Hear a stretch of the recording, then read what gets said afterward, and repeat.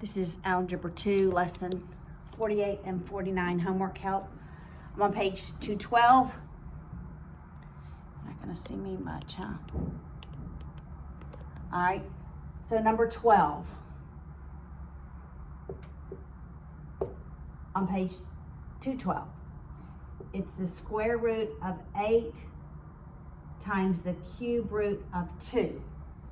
All right, the first thing we want to do is write this part, the cube root of 2, in exponential form. So it's the square root of 8 times 2 to the 1/3. Now we want a common base. So we want to make 8 2 to some power. And really 8 is equivalent to 2 cubed. So for 8, I'm going to substitute in 2 cubed. So it's 2 cubed times 2 to the 1/3. Then we want to see this entire term raised to the first power. And so we're going to write this whole radical in exponential form. So it's 2 cubed times 2 to the 1/3, all raised to the 1/2. Now the rule for a power raised to a power is we multiply. So we're going to multiply 3 times 1/2.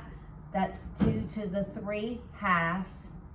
And 1/3 times 1/2 is 2 to the 1/6. Now we have a common base. When we have a common base, the rule is we add their exponents. So it's 2 to the 3/2 plus 1/6. But when I add the 3/2 plus the 1/6, I need a common denominator. So I multiply this first one by 3 over 3. That's 9/6 plus 1/6 is 10/6, but that can be simplified. Both 10 and 6 are divisible by 2. So it's 2 to the 5/3. Number 13.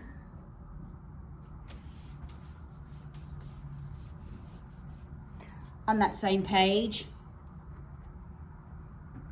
is 3 square root of 2 over square root of 5 minus square root of 5 over square root of 2 plus 2 square root of 40. For the first two terms, we rationalize the denominator by multiplying what the denominator is over itself. All right, for this last term, I ask if there's a perfect square. There is. 4 times 10. I can unsquare the 4 and it becomes 2. So 2 times 2 is 4. The 10 is left under the radical. When I multiply this first term, the denominator becomes 5. The numerator you multiply outside the radical and under the radical. So it's 3 square root of 10 minus square root of 10 over 2 plus 4 square root of 10. Now we go to a common denominator. That common denominator is going to be 10. I multiply the first term by 2 over 2, the second term by 5 over 5, the last term by 10 over 10. So this first term is 6 square root of 10 over 10 minus 5 square root of 10 over 10 plus 40 square root of 10 over 10. 6 minus, then I have all like terms. 6 minus 5 is 1 plus 40 is 41. So it's 41 square root of 10 over 10. Just remember the steps. Rationalize the denominator to get to here and simplify this last term. And then you go to a common denominator.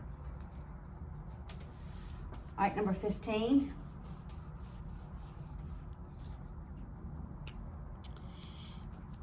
We have x minus 2/7 squared equals 4. When I have an isolated term squared equals constant, I take the square root of both sides. Remembering where my constant is, it's going to be plus and minus that value. So the square root of anything squared is just itself. So it's x minus 2 on the left-hand side equals plus and minus, and I can unsquare 4. It's 2. I then solve for x by adding 2/7 to both sides. X equals 2/7 plus and minus 2. They're constants. I can actually figure out what the value is. So x equals 2/7 plus 2. I need a common denominator. So that's x equals 2/7 plus 14/7, which is 16/7. So there's one solution. And then I do x minus. X equals 2/7 minus, instead of 2, I'm going to go ahead and write 14/7, and that's 12/7.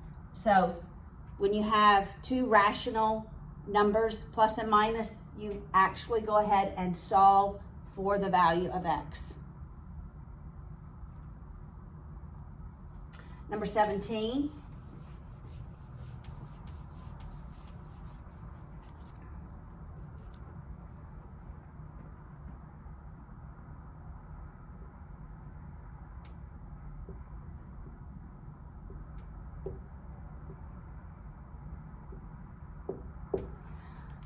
Okay.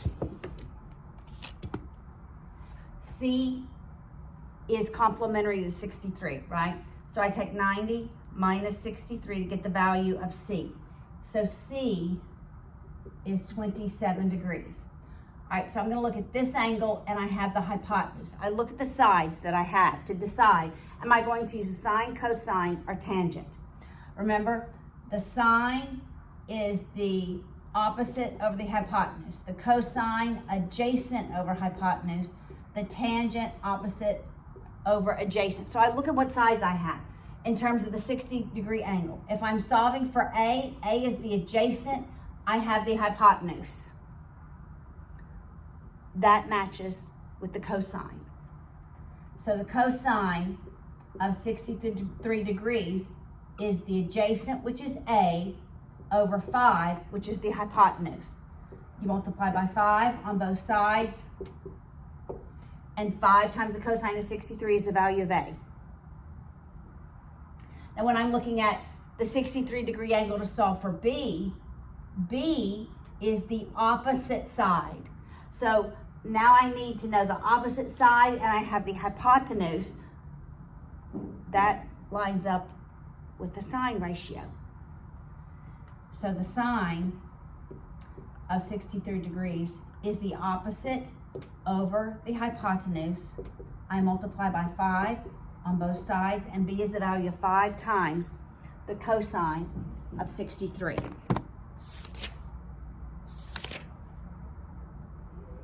Now, if you go to lesson 49, we're going to do number 12.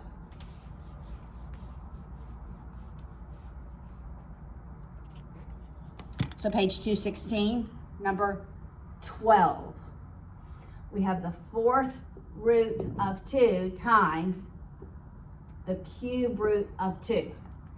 All right, I'm going to convert both of these to exponential form. This is 2 to the 1/4 times 2 to the 1/3. Now I have a common base. Multiplication is addition to the exponents. So it's 2 to the 1/4 plus 1/3. When I add 1/3 plus 1/4, I must have a common denominator, and that would be 12. So this first one I multiply by 4 over 4, second one 3 over 3. That's 4/12 plus 3/12, that's 7/12. So it's 2 to the 7/12.